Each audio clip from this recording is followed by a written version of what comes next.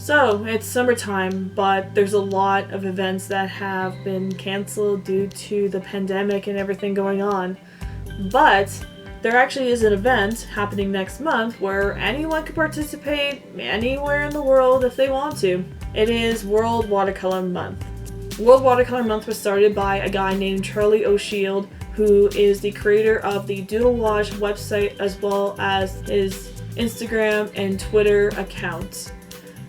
He does a watercolor challenge throughout the entire year, making a watercolor piece every single day. Other people can participate with him in those months, but July is the designated month for World Watercolor Month. I have participated in World Watercolor Month for 2 years so far, and this will be my 3rd year coming in. There is an official prompt list that you can follow. I did that the first year I did this challenge, but last year I did not follow the prompt list. I find I struggle too much with doing the actual prompt list, so it's a lot easier for me to do without, and I will be without a prompt list this year. I was thinking it would be fun to talk about the watercolor supplies I'll be using for myself this month. This month I will be using only certain art supplies throughout the month because I want to get better at these certain supplies. I do have a few other watercolor type of supplies that I might use if I feel really inspired to, but for the most part I will be concentrating on specific ones. I was thinking it would be interesting to show the art supplies I will be using, not just for World Watercolor Month ideas, but maybe ideas in general as to supplies you could try to experiment with or add to your arsenal. Hi, so this is after recording the video. I just wanted to note that I was not sponsored by anyone in this video. All the companies, brands, people that I mentioned, I did this on my own free will, and I just wanted to geek out over art supplies and just mention that there's World Watercolor Month and talk about the supplies I'd be using. I noticed that a lot of people online were doing the same thing, so I just wanted to play it safe and note that in case anything comes up. I don't think I'm famous enough or notable enough to really have to worry, but just in case, you never know. So first I wanted to talk about the paper I'll be doing my watercolor pieces on. In the past, I have taken sheets of watercolor paper and chopped them down to smaller sheets. One year I did 5 by 7 inches, another year I did 6 by 6 inches. This year I will be using a sketchbook, mainly because I really want to use this sketchbook up. It's actually one I got last year, and it's a bit of an interesting sketchbook that I think would be interesting to use this year, and that is the Stillman & Byrne Delta Series sketchbook. This is a landscape format. It's actually a mixed media sketchbook, but it is 270 grams per square meter, which is only 30 grams less than the traditional watercolor paper, which is 300. The one of the things I like about this paper is that it is an ivory tone. So instead of a pure white background, you're already working with like a soft yellowish tone to start off your pieces. I have actually already started this book because, like I said, I got it last year, but I stopped using it very quickly because I kind of lost interest in it. But I found it this year, and I thought it'd be a really great way to challenge myself, but also keep my art pieces in a book, because in previous years I'd have to go buy a portfolio book to put my art pieces in. I'm also looking forward to trying the landscape format, but I'm not limiting myself to having to do this whole space. I am open to letting myself do it more square or even doing a circle. The other thing I like about it too is that the paper is thick enough where you don't see your artwork back to back, and both sides of the page are textured. The next art supply I'll be using is my main supply throughout the month, and that is going to be my own watercolor palette, and that is my own made palette using watercolor tubes.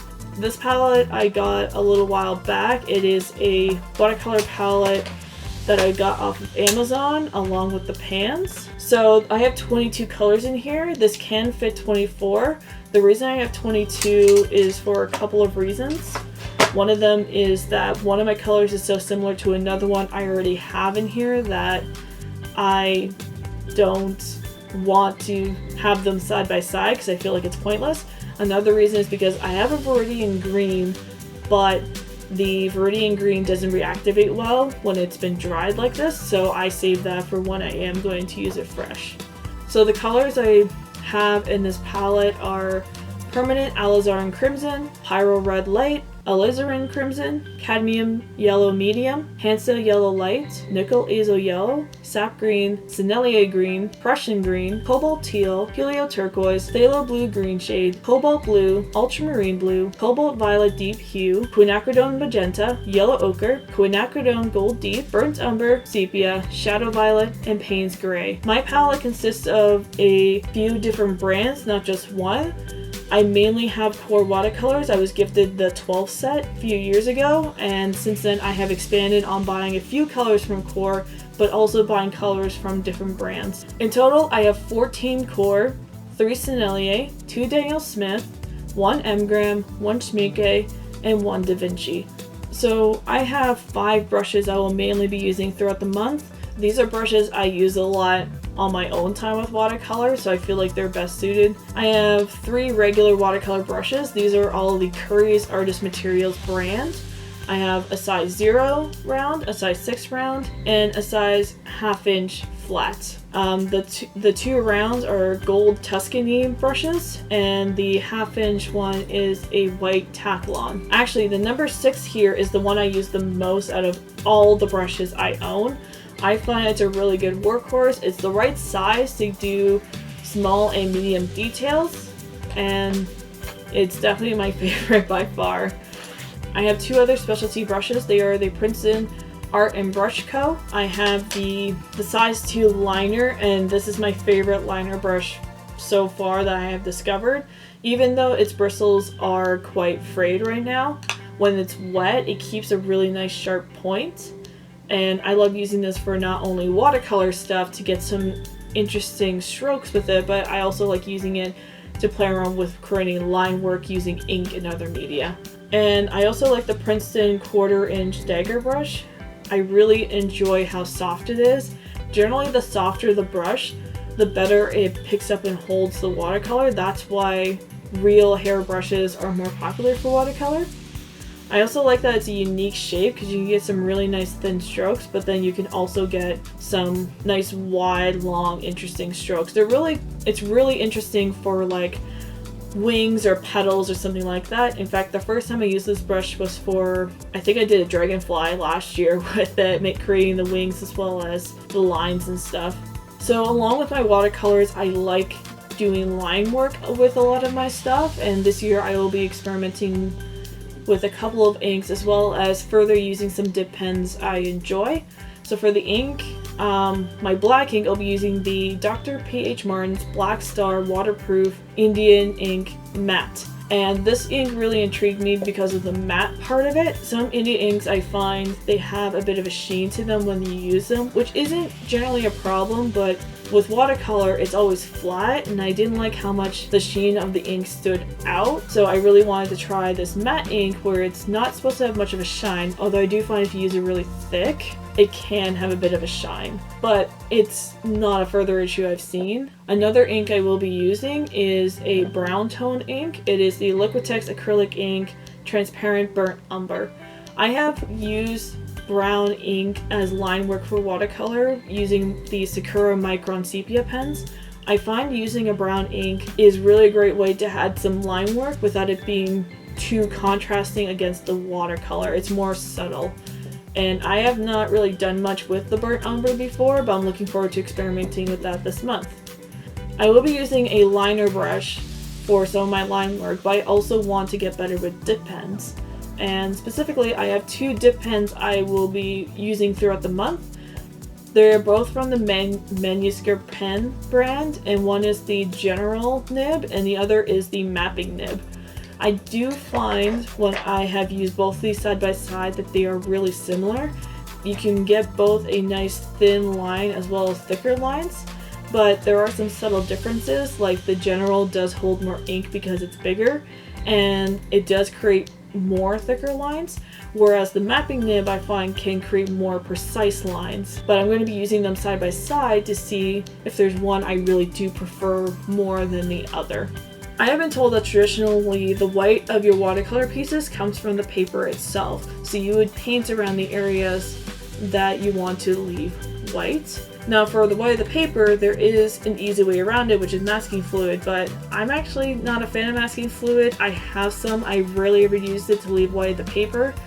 I never had a great streak with masking fluid, and honestly I'm too lazy to map up the area and then paint it, let it dry, and peel it off. So instead I will be using a white paint art supply. Specifically, it is the Dr. P.H. Martin's Bleed Proof White.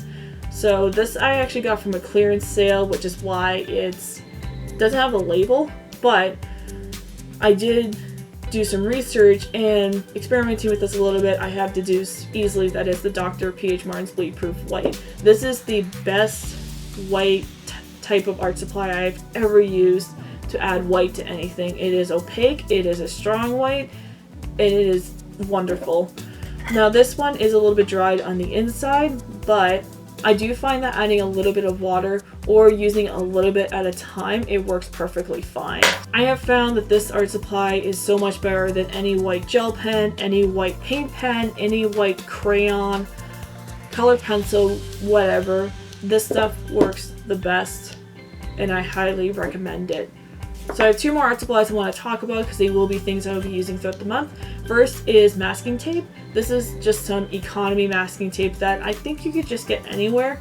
It works really well for cutting off my borders. I find it lies flat really well and it peels off really well. The trick I have been taught is to peel away from the painting. I find you're less likely to get tears. In fact, I've only gotten a tear maybe once or twice. And like I said, this is just regular masking tape. I like the crisp borders of watercolor stuff. It's really nice to look at. And then the last supply is one that I really promote people to get, even for watercolor brushes. Watercolor is easier to clean out than most other paints, but I still like to keep mine clean and conditioned, so I recommend the Masters Brush Cleaner and Preserver. It comes in a little puck like this, and it has a hole in it because I've used it so much, but generally on the inside it's a block of soap. It works just like a regular bar of soap, so you would wet the soap a little bit, scrub your brushes against it. What I do is that once I'm done scrubbing in the puck, I'll start scrubbing in here with the soap suds I already have and then rinse off through here. And I find it cleans my brushes really well.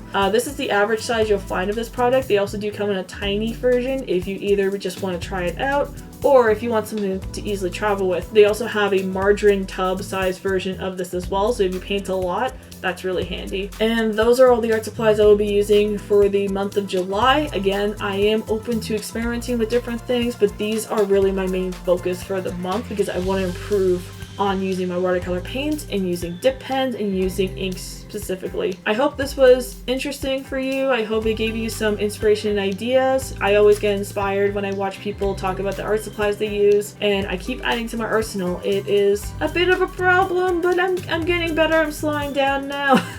Comment down below if there are any art supplies you will be using for World Watercolor Month, or even just general watercolor supplies you like to use. Anything that's your favorite, or things that you've discovered that are odd and weird. Comment down below. And I hope you have an enjoyable month of watercolor and have a great day.